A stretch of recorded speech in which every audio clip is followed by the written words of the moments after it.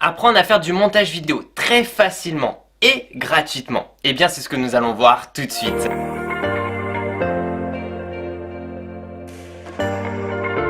Bon, avant de commencer la vidéo, très important, on se fait le petit espresso. Bien entendu, machine à café à grains. Oula, oulala. Coucou tout le monde, c'est Christo. Aujourd'hui, je vais donc te présenter un logiciel de montage vidéo. Et petite parenthèse, mon petit café, il est juste ici. D'ailleurs, c'est super bon. C'est très important puisque je vais donc te présenter ce qu'on peut appeler un open source. En fait, c'est un logiciel qui est complètement gratuit. Je t'en ai d'ailleurs déjà présenté sur ma chaîne YouTube. J'ai vu que vous étiez super intéressés par ce type de logiciel parce que évidemment vu que c'est complètement gratuit, tout le monde peut le tester, peut l'utiliser à 100% et surtout savoir si ça va te convenir ou pas. Ici c'est un logiciel de montage vidéo. Faut savoir que c'est pour les gens soit qui débutent, soit qui n'ont pas forcément envie d'acheter un logiciel de montage vidéo ou qui n'ont pas forcément envie de se casser la tête, de faire des choses hyper complexes et qui vont juste faire quelques montages par an. Et bien franchement je pense que ce logiciel là peut tout à fait te convenir. Je vais donc te mettre de toute façon le lien de leur site internet dans la description de cette vidéo. C'est Icecream le nom, et donc le lien de leur site internet c'est icecreammaps.com, puisqu'en fait ils proposent aussi d'autres logiciels. Donc d'ailleurs aussi n'hésitez pas à me le dire dans la barre des commentaires si vous souhaitez que je présente d'autres de leurs logiciels. Alors ici donc c'est le vidéo editor. Donc comme on peut l'apercevoir, par contre il est disponible sous Windows malheureusement, donc et il faut faire bien attention aussi, c'est Windows 10, Windows 8.1, Windows 8 et Windows 7, c'est très important. En gros, c'est quasiment accessible pour tout le monde, mais normalement, en tout cas de ce que je vois ici, ce n'est pas disponible pour les gens qui sont sous Mac et aussi sous Linux, bien entendu. Donc c'est vraiment pour les gens aussi qui sont vraiment dédiés et qui sont sous le système d'exploitation, donc Windows. Caractéristiques du montage vidéo, donc là on va voir rapidement si c'est déjà quelque chose qui peut éventuellement t'intéresser et qui surtout va te convenir dans l'immédiat ou pas. Donc éditeur vidéo simple, le timeline, ajouter des transitions, rogner des vidéos, ajouter des effets, donc ça c'est plutôt cool, c'est on va dire une option, les effets, recadrer des vidéos, ajouter de l'audio à la vidéo, ajouter des titres, pourquoi pas. Après, ce genre de logiciels qui sont relativement simples, ajouter des titres, ça va être assez pénible sur la longue, on va dire. Ajuster l'image. Et aussi, on va retrouver donc des formats, bien entendu, qui sont compatibles, tels que le MP4, l'AVI, le MOV, le JPEG, le PNG, etc. Donc ça, c'est plutôt cool. Il est aussi possible de modifier la vitesse de la vidéo. Possibilité aussi de pivoter et de retourner la vidéo. Définissez aussi la qualité de la vidéo. Donc en gros, tu peux sortir de la haute définition, il n'y a pas de souci. Aussi possible donc de partager, et le format d'image qui est relativement important. Bon, c'est bien de blablater Christo, mais on va mettre le casque et je vais te montrer tout de suite le logiciel de montage vidéo, ce qui est relativement important. Et je vais aussi boire mon café parce que je parle, mais à chaque fois, mon café, je ne le bois jamais chaud. Donc là, on va en profiter.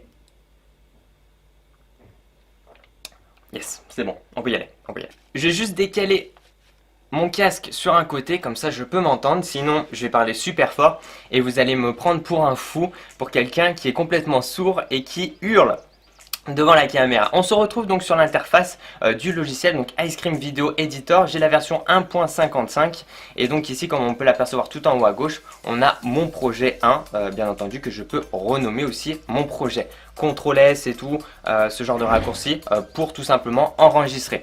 Donc ce qu'il faut savoir, c'est comme à chaque logiciel de montage vidéo, à droite on a entre guillemets un peu le visualiseur, c'est un peu le retour en direct de la vidéo, donc ça te permet vraiment déjà de voir si la vidéo que tu as sectionnée est la bonne et si ton montage te plaît ou pas. Et s'il ne te plaît pas, il va falloir refaire des modifications. À gauche, on va avoir vraiment un peu là où vont se situer tous tes fichiers, que ce soit tes vidéos, que ce soit aussi tes musiques, etc. Donc c'est relativement bien. Moi, j'ai tout simplement pris dans un dossier une vidéo, je l'ai basculé dans le logiciel. J'ai pris une musique, je l'ai basculé dans le logiciel. C'est relativement simple, c'est pas compliqué. En bas, on va donc avoir piste vidéo et piste audio. Donc ça, c'est très important. Pas besoin d'être non plus hyper calé en montage vidéo pour comprendre ça. Tout simplement, ton montage se fera en bas. Voilà.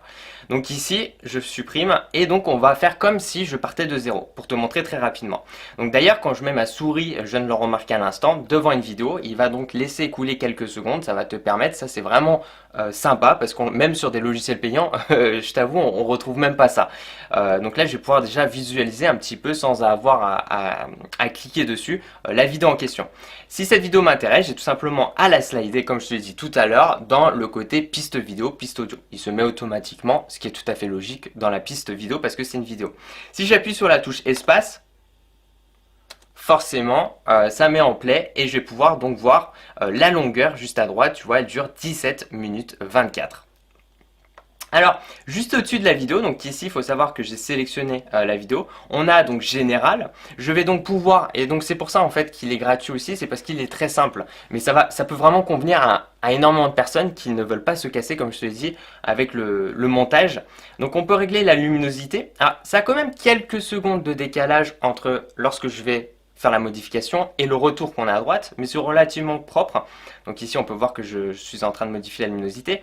On a le contraste aussi qu'on peut modifier, donc ça prend un peu quelques secondes, voilà, ça s'est affiché, là c'est plutôt instantané donc ça va.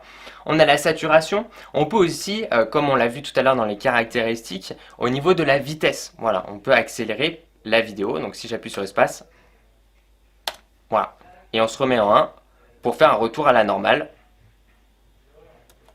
Donc j'appuie sur espace, normal avec l'audio, tac, puisque tu peux augmenter le son même d'une musique, mais il faut peut-être pas trop le faire parce que après ça peut ne pas être très joli, en tout cas pas être très sympa à écouter. Tu peux faire aussi un fondu entrant et un fondu sortant. Alors ça, c'est déjà un petit peu plus complexe. C'est dans le sens où fondu entrant, c'est lors du début de la vidéo, par exemple, dans les, on va dire, les 5 premières secondes. En fait, si tu veux, ça va monter légèrement, ça va faire un, je crois qu'on appelle ça un crescendo, tout simplement. Le volume va monter. Et un fondu sortant, c'est vers la fin. Tu fais un décrescendo, tu vas donc descendre normalement en volume. Rogner. Alors rogner, tout simplement, c'est si tu veux, la zone qui est sélectionnée, par exemple ici, tout ce qui est en jaune, eh bien c'est ce que tu souhaites garder.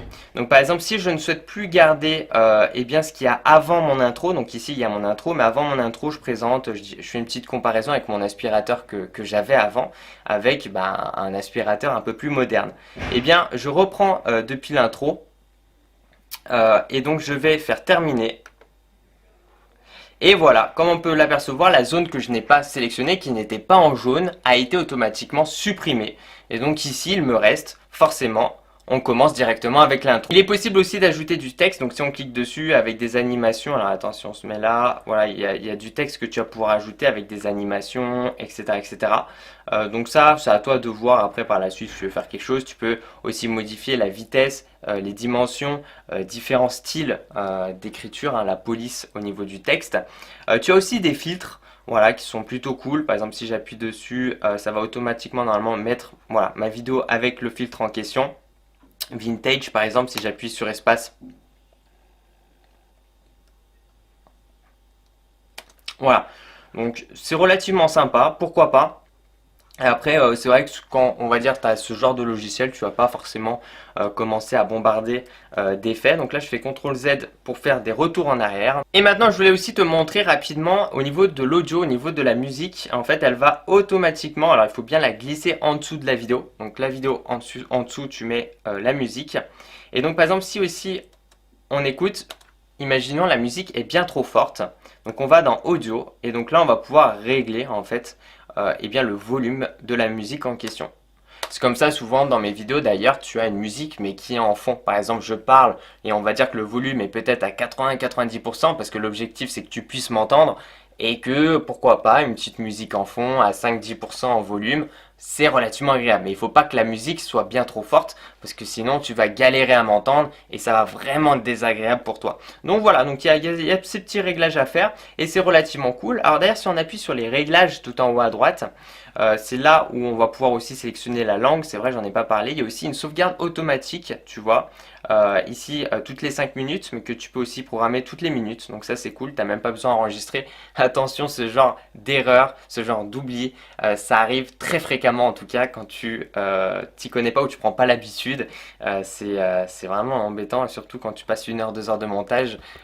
J'ai pu vivre certaines expériences et au final tout se supprime, tu as un bug en fait avec ton logiciel et t'as tout perdu. Là c'est pas le cas parce que tu peux sauvegarder automatiquement. Retournant en haut à droite, nous avons aussi donc le paysage par exemple. En fait c'est le format, on peut passer en 4 tiers, en 9/16, 3 quarts, 1/1, donc en format un peu carré là Instagram, ou alors rester en 16/9, ce qui est le plus fréquemment honnêtement on va dire utilisé, puisque c'est un peu la taille de nos écrans du 16/9. On peut bien entendu exporter la vidéo, hein, c'est un peu la production, c'est-à-dire que tu vas pouvoir donc forcément nommer ton fichier, l'enregistrer, donc choisir où est-ce que tu vas l'enregistrer, où est-ce que tu vas produire ta vidéo.